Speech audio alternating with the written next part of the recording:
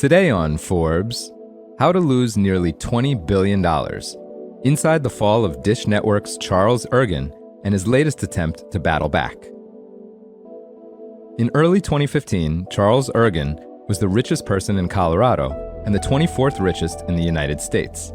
Some 14 million households got their TV from his Dish Network, which had recently hit an all-time high market capitalization of nearly $37 billion. His second business, EchoStar, was profiting off Dish's success, providing most of the satellite technology for its broadcasts. Ergen, who owned sizable chunks of both publicly traded companies, had a fortune of $20.1 billion. Then came the streaming wars. As customers flocked to on-demand, internet-based options like Netflix and Hulu, Dish TV's subscriber base has fallen to 6.7 million, down from a peak of 14.1 million in 2010.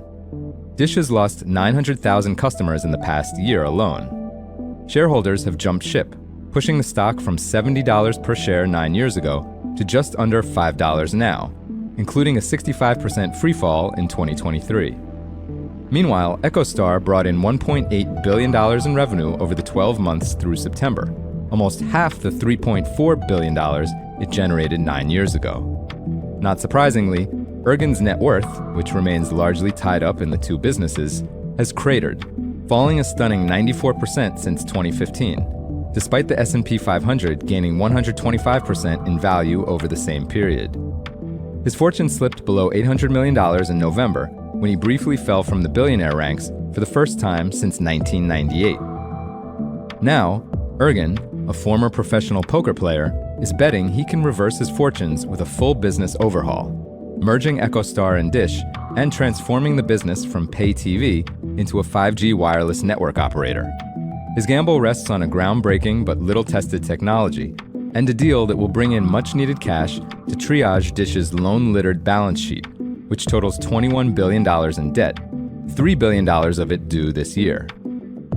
Roy Chua, founder and principal at AvidThink, a research and analysis firm focused on infrastructure technologies, says, quote, he needed to make bold moves. Announced in August, the FCC approved the merger on December 6th, sending the stock soaring 31% from its $3.32 low and helped push Ergen back to the billionaire ranks. He's currently worth $1.3 billion. The transaction was expected to close by the end of last month.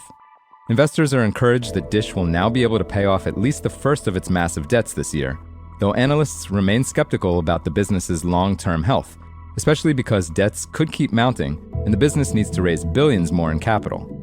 It's not the first time Ergen has faced tough odds or come up with a long-shot plan to claw his way out.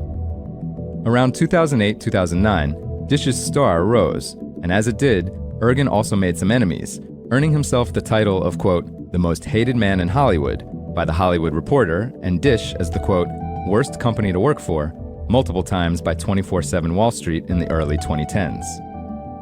Dish spokesperson Ted Wojciechowski says that Ergen made enemies because he introduced ad-skipping technology at the time that angered broadcasters. Wojciechowski says, quote, of course Hollywood hated Charlie.